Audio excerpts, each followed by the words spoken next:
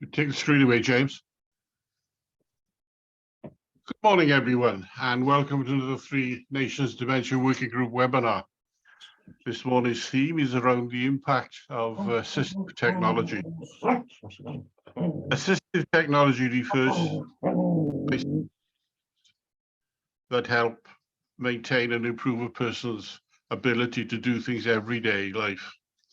These can assist with a range of difficulties, including problems with memory and mobility. There's nothing new about assistive technology, and there's nothing frightening about it. It's been around for donkey's years. Most of you will have apps on your smartphones, and most of you will have the dreaded Alexa machine, and most people will have things like, and some people will have things like robotic vacuum cleaners. But there is a lot of new technology around and some groundbreaking stuff, and we have a panel of experts here to help us navigate the new, and they will introduce themselves to you shortly. My name is Nigel. I'm the chair of the Three Nations Dementia Working Group, and I want to remind you that these webinars rely on you. We need your comments, responses, and questions via the tick boxes, which you'll find at the bottom of your screen. Text boxes, I should say, not tick boxes, which you find at the bottom of the screen. Please use these boxes to ask questions. If you raise your hands, we will see you. I'll be monitoring them, so I'll try and answer as many questions as we can. I'll put them to the panel. We can't deal with individual matters, but we can probably pass you on and refer you to others. But enough from me. Let's go to the really important people, the people that count. And the first of our presenters today is Matt and Amy from Welsh Wales. So I'll hand over to those. Good morning. Good morning. Thanks, Nigel.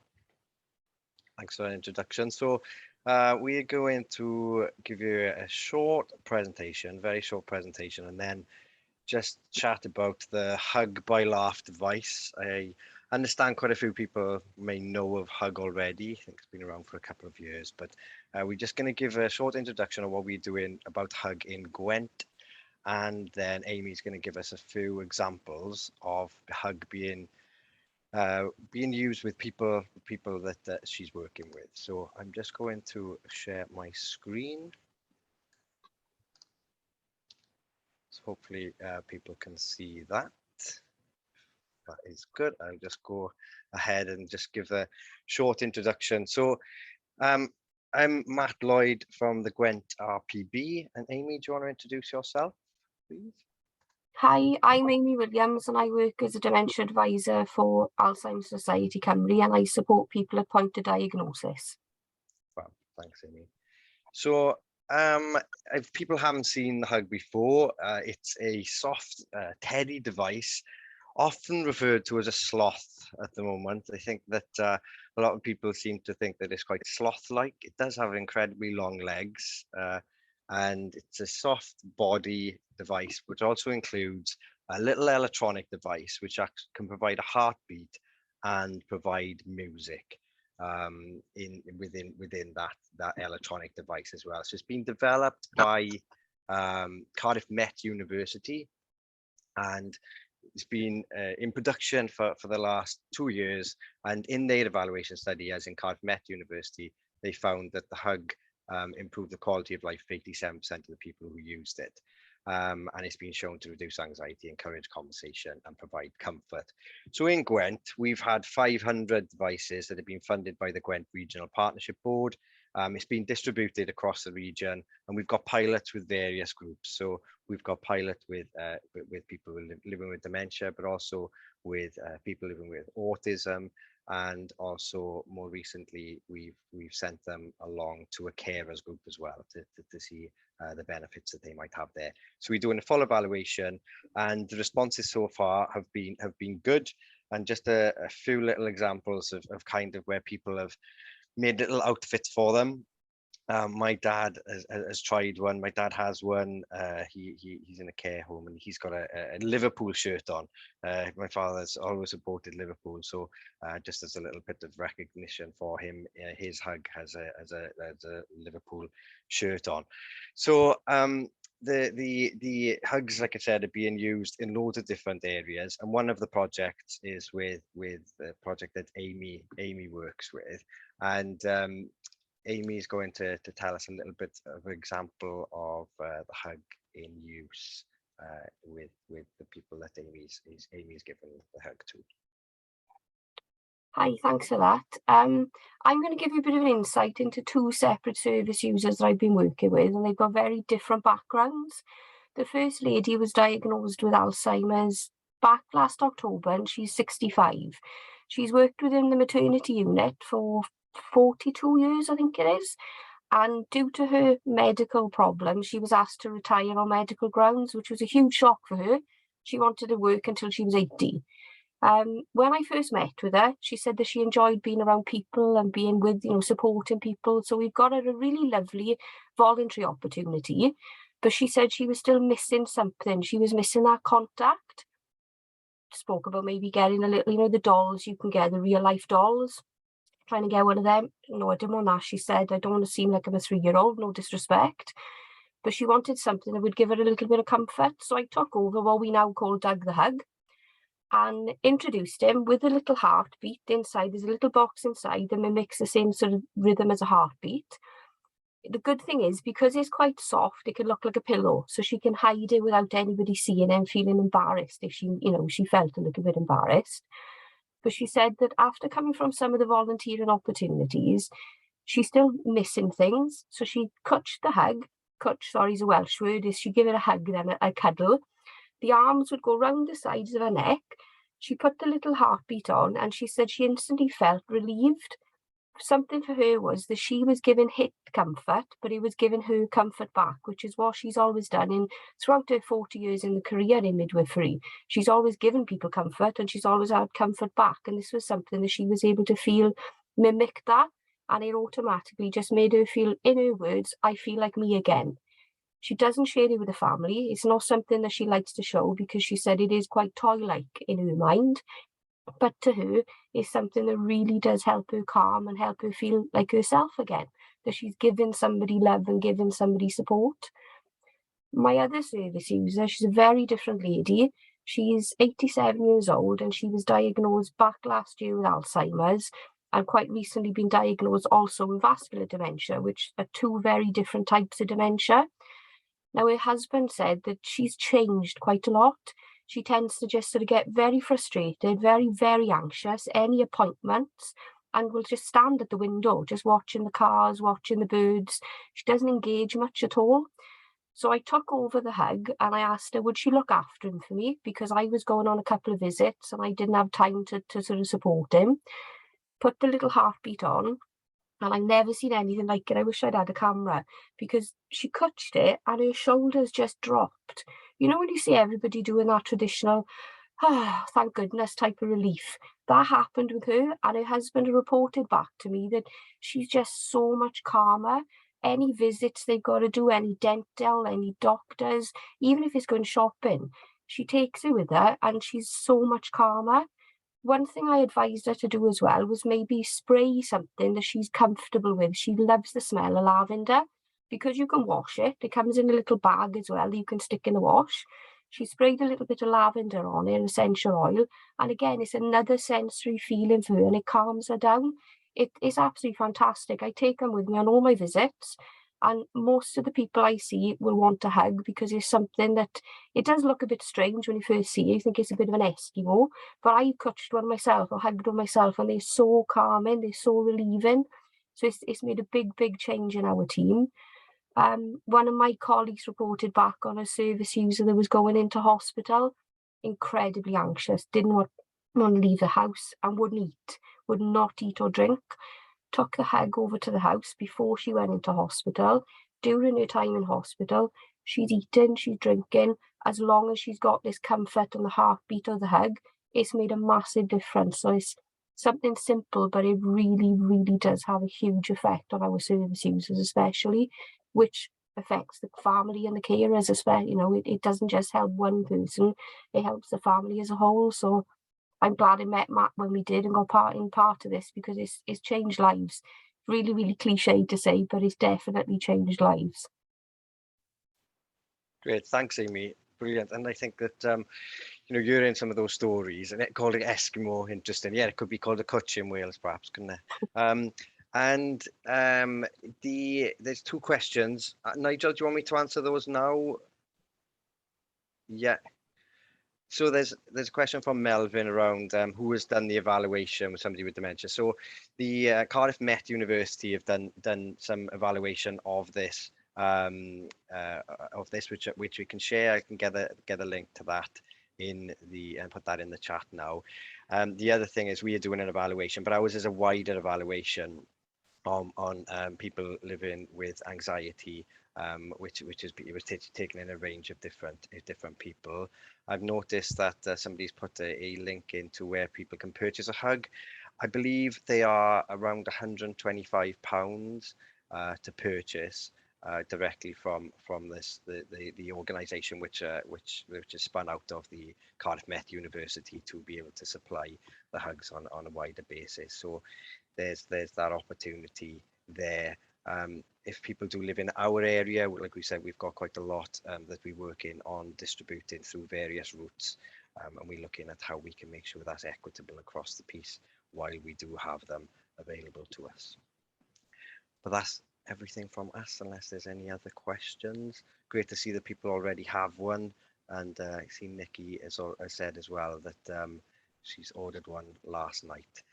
And I think that aggression that Nikki mentioned there, and Amy said about as well, it can help to lower perhaps some of those or improve some of those behaviours, especially where you know, they do present, especially going into certain situations. And we did have another quick example of somebody that was finding real benefit from it, but like Amy have just said, it was the carer that's actually seeing that benefit obviously as well, because it is helping to create a different atmosphere between the two of them. So that's it from us. Sorry for going over a little bit. No, it's okay, Matthew, and thank you very much for the presentation. There's a lot of interest out there in hug dolls. So hopefully, if people can pick up on that, they can either email into us or we can pass on your email address if you don't mind. If people want further information on the way you operate it. One quick question. How do you decide that somebody would benefit from a hug doll? Is it let's give them a hug doll and see what happens, or? Really good question. I'm not sure if Amy's perhaps better to answer this one. I know for us, it's definitely very much person-centered, and it's trying something and seeing if I know in some of the care homes that we've put them in, they've left them for somebody to see if somebody picks them up, but it's based on that care or that person looking after that individual to see or to know, I guess, if that would be perhaps appropriate. So Amy, I don't know what your thoughts are in terms of introducing it.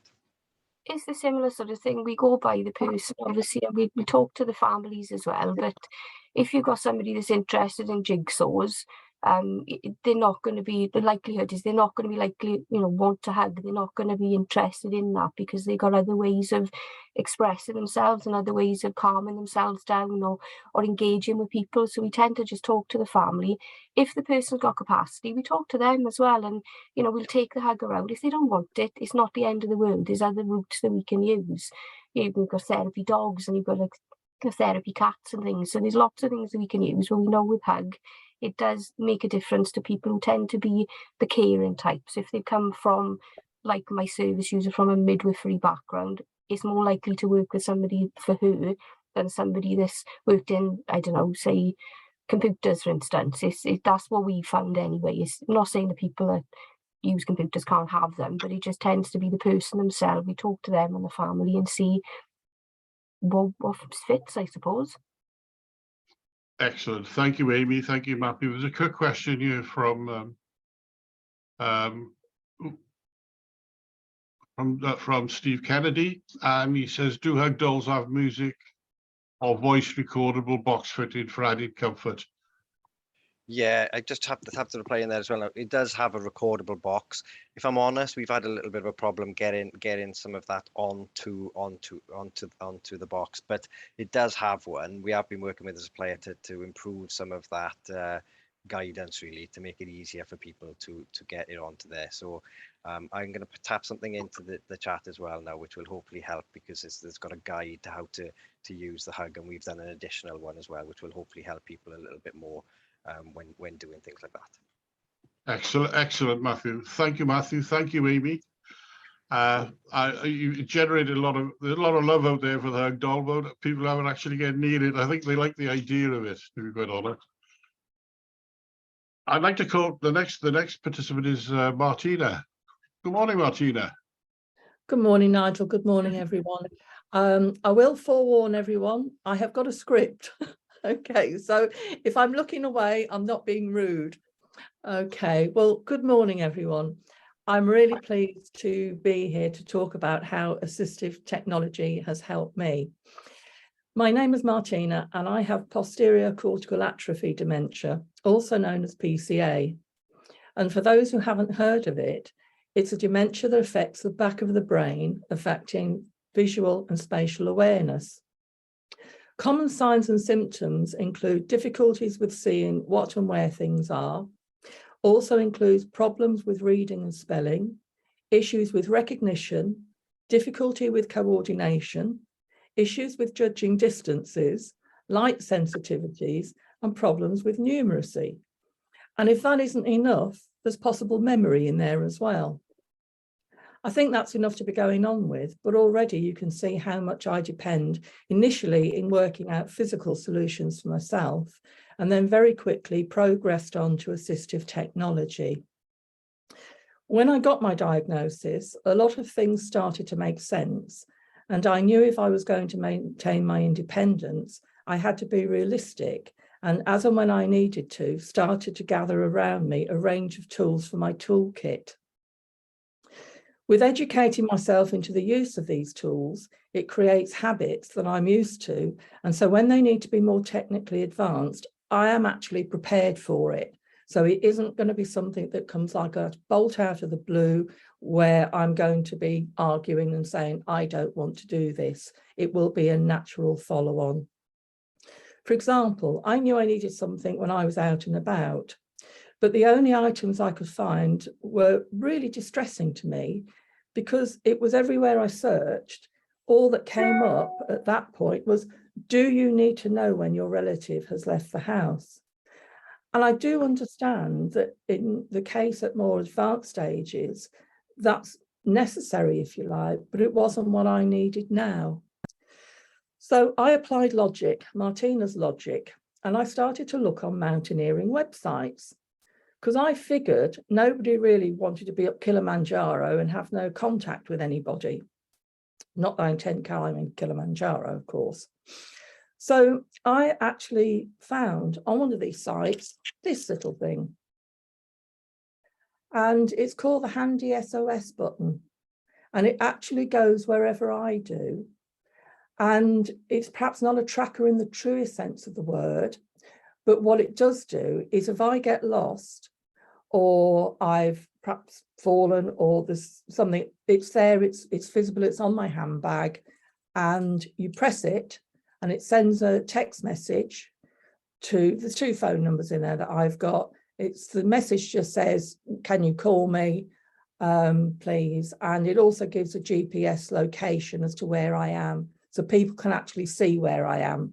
So if I'm lost, and they know I'm in the middle of Carlisle, and they can see that I'm next to Marks and Spencer's, they can talk me through where to go to the nearest coffee shop and have a drink, and then either ring them and say, well, can you come and get me, or what have you. So that has been absolutely invaluable as a starting point, which when things progress and I need something more sophisticated, actually that's become such a habit that I won't have any problems with moving on.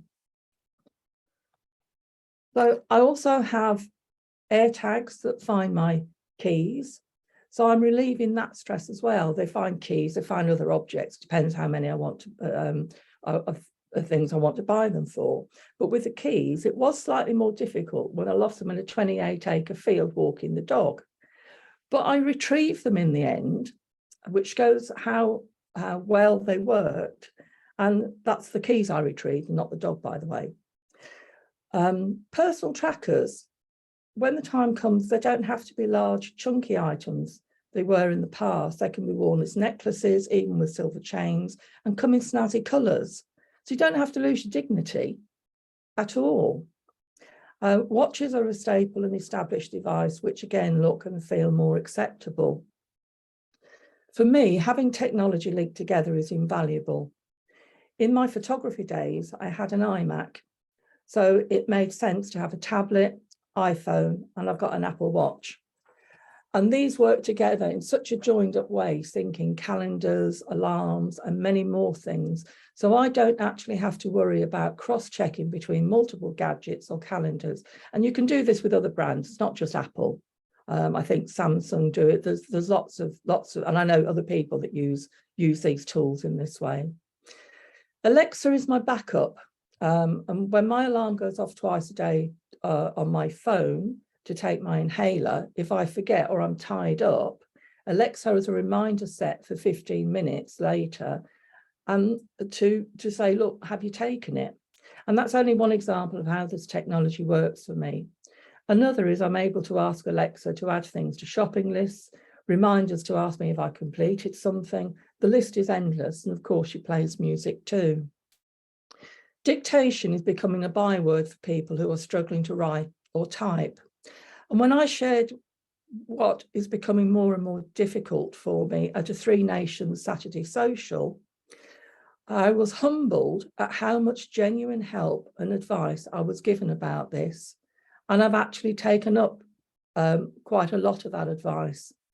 And that's the beauty of being with people who truly understand the lived experience of what it's like, because we can share these things, and it's so important, and it should never ever be underestimated. So even if you're not computer savvy in setting these things up, there is AbilityNet, and they can help you with this, so you can maintain your independence and you don't stop doing what you enjoy. AbilityNet offer a range of services, and when I contacted them for help, I was signposted by RDS, Rare Dementia Support. I wasn't charged for help and advice, and they even had technicians that worked with Mac. So that was really helpful because they knew exactly what problems I was having difficulty and could find the solutions. Audible is one we all know, and many turn to it to still enjoy a reading pastime. I know through RDS that something called Read Clear or Clear Read has been trialled, and hopefully something will come out of that. Scan reader pens can also act as translators and support speech and scan to text. And with their smart voice translators, will read text to you in real time as it actually scans. But to travel up the assistive technology road, you have to be prepared to accept that things ain't what they used to be. And by doing that, you are empowering yourself to maintain a quality and an independence of life for as long as you can. Here's a small selection of some of the things I did in the early stages when problems arose, and I knew I had to tackle them. The handy SOS you've seen. The sunflower lanyard. That is absolutely just recognised everywhere. And I have got a PCA card on the end of it so that it's got details in, so contact details. But that helps in crowds where people actually can see it's a hidden disability. And so they tend to avoid walking in, into your face.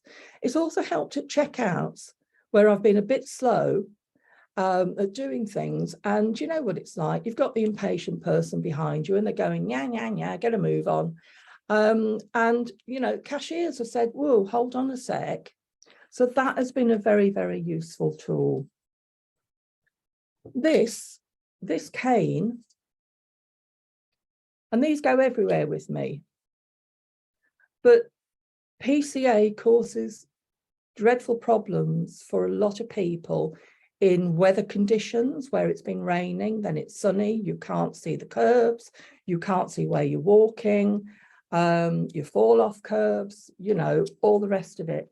That is a great little tool. And that actually, that was a bit like the lanyard. Those things were recommended to me in the very early stages of PCA. And my last little demonstration today are these. Now, how on earth can a bunch of red onions help? Okay. I was absolutely covered in bruises walking into doorways, and nobody could work out why, other than it's the spatial awareness thing. And there was one doorway which was very small, that quite narrow, that I never ever bumped into.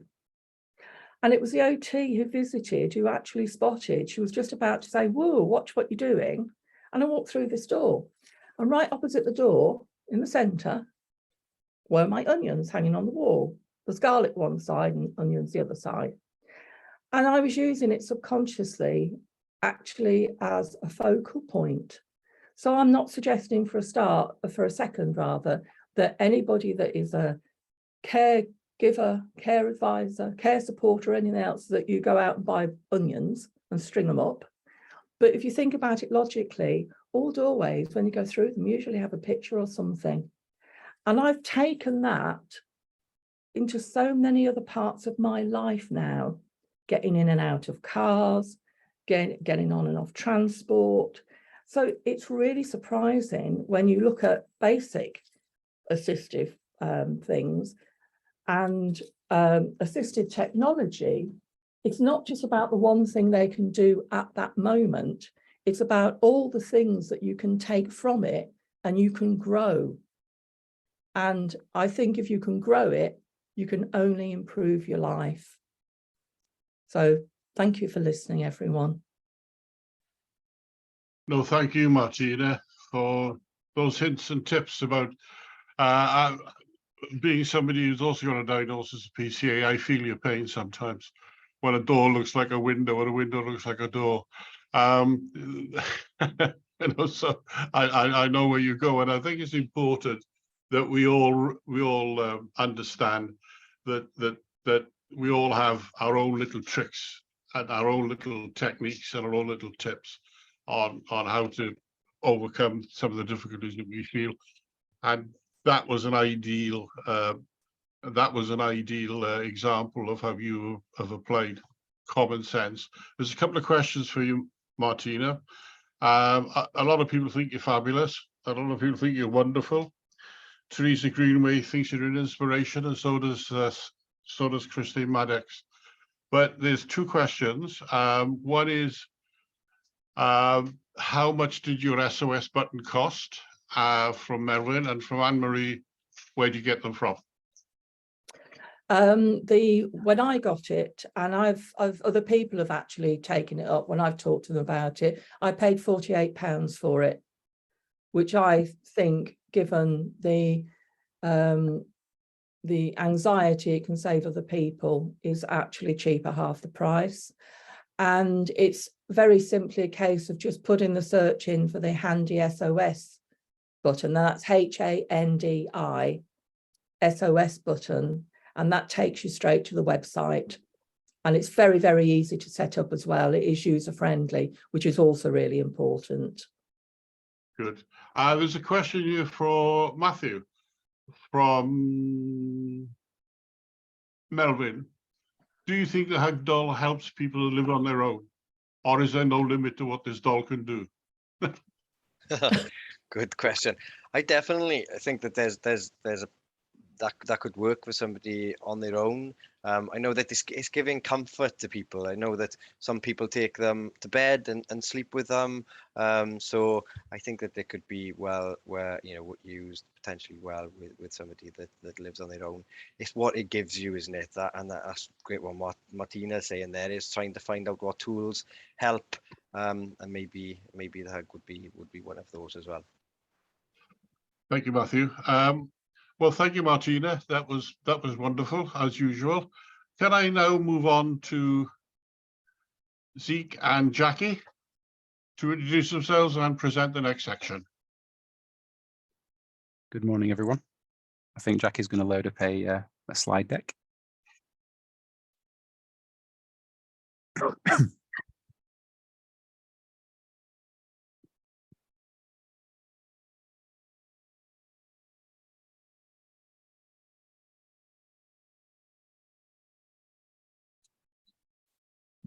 You're muted, Jackie. There, that helps, doesn't it? If everybody can hear me. Okay, good morning, everybody. I'm Jackie Arnold and here with Zeke. So Zeke, would you like to start by introducing yourself and then where sort of you got the idea from? Absolutely, yeah. So I'm CEO and founder of Milbotics. My career was actually in defence, working as an engineer. And I was involved in developing a device that was used in Afghanistan and other theatres to prevent roadside bombs from going off. But it was around this time that I witnessed my great-grandmother's journey with dementia and her increasing aggression and how this actually impacted on my family. And I was inspired to really switch direction with my career and embark on a piece of research at the Bristol Robotics Laboratory, which laid the groundwork for our product, the Smart Socks. It was actually also during this project that I met Jackie, who was a dementia lead at an organisation that I was working with. Does that cover that, Jackie? Yeah, it does. So, and my name's Jackie Arnold. So I'm the Chief Experience Officer with Milbotics, but my career has always been before this within health and social care. So I have 40 years of experience of working directly in health and social care as a carer, care home manager, training and development manager, trainer, and dementia lead was my last post in an organisation. So over the 40 years experience, and also I have a dad, I had a dad who had dementia, so I have family experience of supporting my mum to support my dad at home living with dementia. So those years of experience, both professionally and personally, when Zeke and I met, he was doing his PhD, I was the dementia lead at an organisation in Bristol, and he was looking to discuss his idea about the Smart Socks. And I was just, you know, I wish we'd have had these 40 years ago when I'd started working as a carer. So Milbotics are designing smart socks, and they are looking at managing distress and distressed behaviour for people, because it can severely impact not only the person living with dementia, but also their carers and their friends and family as well. So people with dementia and learning difficulties can struggle to communicate pain and anxiety and fear. And that's unmanaged distress can escalate into aggression or disruptive types of behaviour, and ultimately affects the well-being of both the person themselves and the carer, and both people's well-being is negatively affected. And if somebody's anxiety and distress has already become to quite a heightened stage, it can take a lot longer for a carer or a relative to then de-stress that person and bring that person's back to a good state of well-being. So it's really important that the anxiety and distress is identified at an earlier stage than it often is. Zeke, I don't know if you want to talk about this slide. I can do indeed, yeah. So I mentioned that I met Jackie during the original research, and there are actually two objectives to that research. One was to understand whether it was possible with a wearable device to pick up on these early signs of pain and anxiety. The other objective was to find a wearable form factor that would really work for people with dementia, because I was hearing a lot of anecdotes that, you know, wrist-worn devices were being removed, they were being, in extreme cases, flushed down the toilet. So I really wanted to find something that would work and that people would enjoy using. So we ultimately, Jackie and I, settled on the idea of using a sock. The sock contains sensors. So you might be able to see in the picture on the bottom left that there are some sensors actually knitted into the sock, which are really comfortable. these sensors measure the sweat response of the person. So we're looking specifically for the activation of the sweat glands, which signal heightened states of stress. Alongside that, we measure the person's heart rate, the skin temperature, and also motion. And we have a piece of intelligence embedded within the sock that can use this data to determine when the person's distressed or not, and generate an alert on an app. The socks use Wi-Fi, so you don't need to install any additional boxes in the house. They will connect through to your existing network. And the app really, something Jackie's probably best placed to talk about, but the idea is that we can provide a package of support and guidance for the carer to ensure that any distress is picked up early, but also crucially managed most effectively. Okay. So yeah, so the benefits of the smart socks as we see them are that initially it alerts somebody to the early stages of distress. Certainly within residential care, staff aren't always around to notice and spot the very early signs of somebody's distress.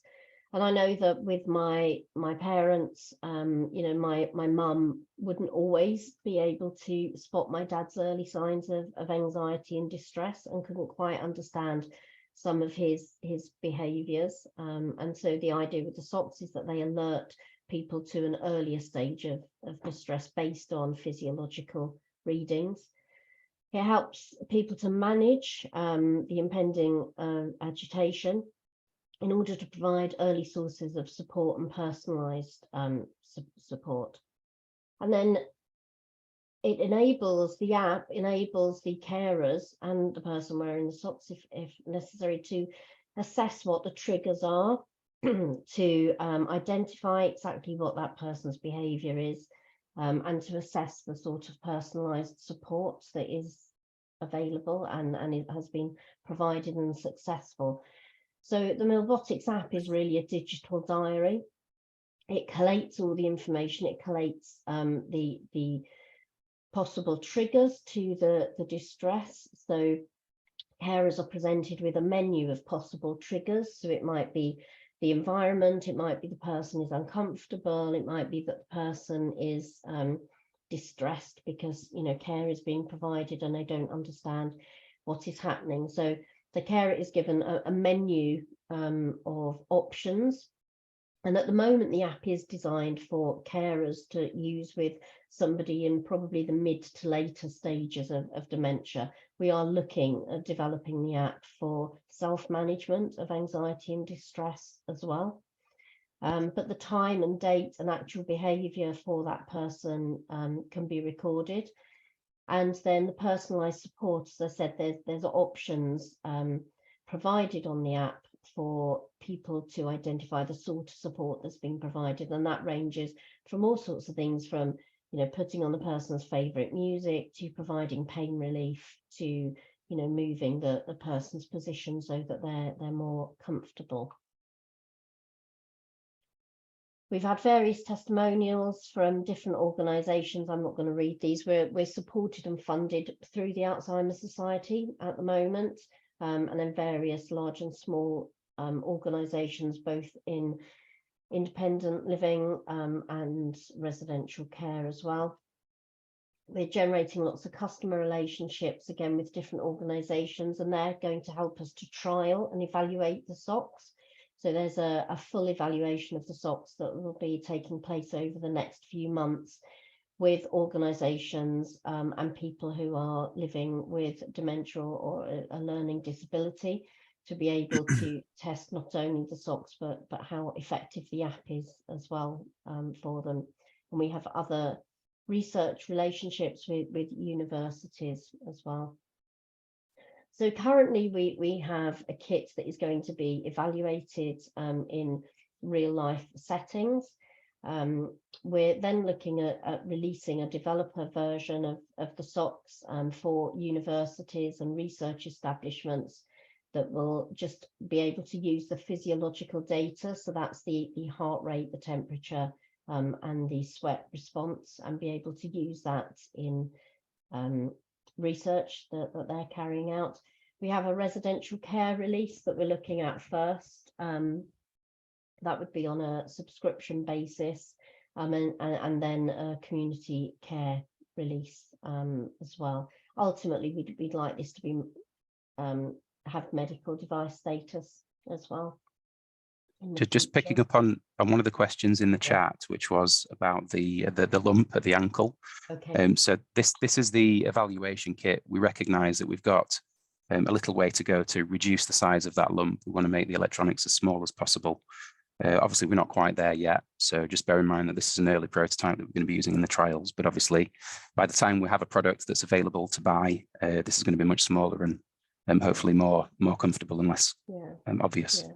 And actually, although it looks really bulky, it's not heavy, and it's encased in silicone on the inside. So actually, it's really soft against the ankle. So it's actually less obtrusive than it feels less obtrusive than it looks. So yeah, if you would, we'll take some questions in a minute if anybody has any. But if you'd like to keep up to date with our progress, we have a website. We're also on social media. We're on LinkedIn, Facebook, and Twitter. Or you can contact me directly on my email address there as well. So I'll stop sharing, and if there are any questions, we're more than happy to answer those. Thank you, Jack. Yes, there's a couple. Yeah. If I start off, you answered the Chris Norris one, yeah? Yeah. Joe Cannon's asking, are you focusing on people living with dementia? I'm thinking it might be helpful for people with learning disabilities as well. Yeah, so initially we were focusing specifically on people living with dementia, but the more that we've talked to organisations and people around using the smart socks, then we've identified that it has a lot of potential value for people with learning disabilities as well, and also ultimately possibly people with different mental health conditions. So we are trialling the socks both in learning disability organisations and in residential and community settings across both types of people. And Fiona Carter asks, would it be possible to incorporate GPS? Yeah, so certainly within the community product, that's asked every time we present the socks, and that's certainly something that we do want to incorporate with the GPS. And as I say, I know from my dad's experience, you know, we did buy him a GPS tracker, but he would often remove it, take it out of his pocket, you know, didn't know what it was, or lose it, so it didn't particularly work. So we're hoping that maybe socks wouldn't be quite as removable for some people. Okay, there's a couple of questions around the expenses. Kirsty Dinage asks, do you have an idea of the costs to purchase the socks at this stage? Yeah. And Andy Vince asks, are you looking for volunteers to do the trial? Okay, and so different designs, colours, more attractive for ladies, for example. Okay, I'll go through those. So first of all, I can see one about washing as well. So can the socks be washed? Yes, they are machine washable. So they're currently machine washable at 30 degrees. We're looking for the residential product to have them washable at 70 degrees because for infection control, products are often washed at 70 degrees, but they are machine washable. In terms of what they look like, the version that you saw is the evaluation version. So we've only had one type of sock that's produced. We very much want to have them in different colors, in, you know, maybe different styles when they actually go to market. So yeah, absolutely, we're looking at that. In terms of volunteers, we currently have enough volunteers. We only have so many pairs of trial socks. And so, you know, we can only have a certain number, but if people are interested, then, you know, please feel free to contact us, and you can always go on to a waiting list if we do need to do further trials, because we'd be more than happy to work with you if you would like to do that. And in terms of costs, So the cost in terms of the community product and residential product, we're looking at a subscription basis. So people would pay a set fee every month. Currently, the cost of that would include having 3 pairs of socks, so that they're washable, so that you can wear 1 pair, but have others that are in the wash. And those socks would be replaced free of charge every 3 months, because we think with the conductive materials in the socks, then they would probably only sustain about 3 months worth of regular washing. So it would be 3 pairs of socks that will be replaced every 3 months. And with the subscription rate currently, we're expecting it to be around £50 a month, and that's partly because the more socks you have, the possibly cheaper it is to produce. But because this is a very early stage, we're not really sure how we can't really bring the cost down lower at the moment, but it would be great if we could. So at the moment, as I say, we're looking at probably £50 a month. Yeah, I will say for the community products, we are exploring options to get the price down, because we recognise a lot of people that are living at home with dementia don't have a great deal of money to spend on these sorts of technologies. So that's very high on our list of priorities, and I'm hoping that we'll be able to report some positive progress in that area soon. Yeah. Yeah, and there's 2 more questions just popped up finally. Catherine asks, how can we get our trust to participate in this trial? And Steve Kennedy asks, how long do you expect these socks to last, with the electronics being 2 to 3 times per week? Okay, so in terms of the trial, as I say, at the moment we have enough participants, but please do contact me, Catherine, and I'll put you onto our waiting list, because sometimes things might happen and people might be unable to take part in the evaluations that we're running. So if you can get in touch with me after the event, that would be great. And Steve, yeah, so we're expecting the socks to last for about three months with regular washing, and that's why we're then going to replace the socks after 3 months, and that would be free of charge within that subscription. And it also says, do both pairs of socks have an electronics? No, only one of the socks does. And we recommend that is worn on the if somebody's left-handed, then it's worn on their dominant side. It's also worth sorry, Nigel. I was just going to say, it's worth mentioning that with the socks being replaced, the objective there is that you won't have to recharge them. So these will last for the period of time that you are utilising over that 3-month period without needing to be recharged, which is obviously a real issue for ensuring that the devices are used and used correctly. So that's another benefit of that sort of subscription model that we're looking at. Yeah. Well, it's certainly generated a lot of interest here. Joy asks, what's your reaction from the medical profession? Do you want to answer that, Jack? Yeah, I can. Yeah, we've had a lot of interest with virtual wards in particular. Some interest with the GPs. So GPs really want a means of being able to check that somebody is healthy and hopefully diagnose what the condition might be, whether it needs escalation remotely. But we're still in the early stages of this, so we're talking to a few NHS integrated care boards, but we still have a lot more work to do on the medical front. Well, I think it's a fantastic idea, and it's up there with the hug doll, and it's up there with everything else. Anything that keeps people's safety and gives them a little bit more confidence. Yeah. And thank you so much for your presentation today. I'm sure you're going to get loads and loads of interest from what's happening in the chat box. You can see for yourself. Thank you very much for supporting. Our final presenter, last but not least, is my mucker, Joy Watson. Hi, morning, Joy. Hi. I'd like to describe one of the things that helps me immensely.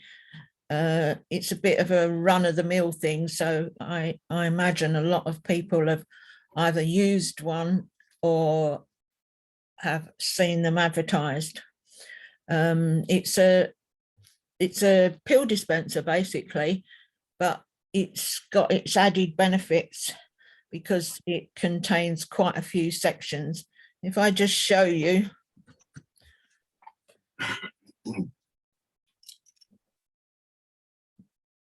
And all the tablets are inside. And it, because I have my tablets 4 times a day and I live with dementia, I do get quite confused as to when and how many I should take. So each section inside the pack. I don't know if you can see that. So that helps. I realize that there are other pill dispensers on the market, but I find this one particularly helpful, and it does go off and it bleeps at the set time that I need to take the medication, and the bleep goes for about an hour before it turns off, which is great for my neighbours, it bleeping all the while. But so I don't know if people have got any questions, but I found this device really helpful for my meds and to keep me on top of whether I've had them or not, or whether I've forgotten to take them. I will just add that the bleep, I've got a dementia dog, and I've trained her to realise that when the bleep goes off, if I'm far away from the device in the garden or what have you, she's learnt to recognise the bleep and comes and finds me. So I've got a backup. I've got a safety net. I think that's all I can say about the device, really. Yeah, just.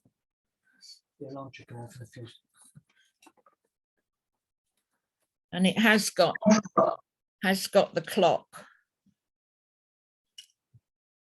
so it keeps a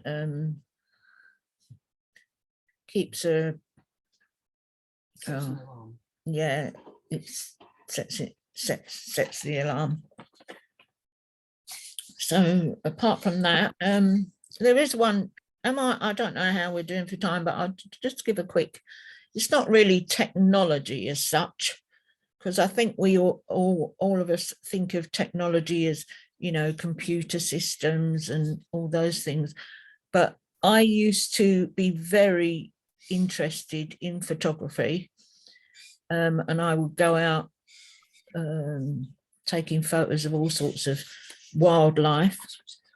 But because my dementia has progressed quite a bit, I have a very shaky hand now. So photographing is well, I thought was out of my able to do anymore. But I've since found a head cam, and it's a tiny little camera, and it goes on my head, and it's got special sensors that, providing my head doesn't shake too much, it will take photos and it will do videos for me. So that's benefited me. Yeah, that's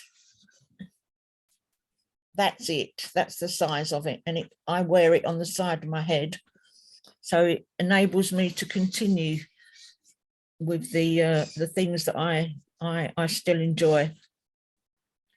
So that's where I'm at.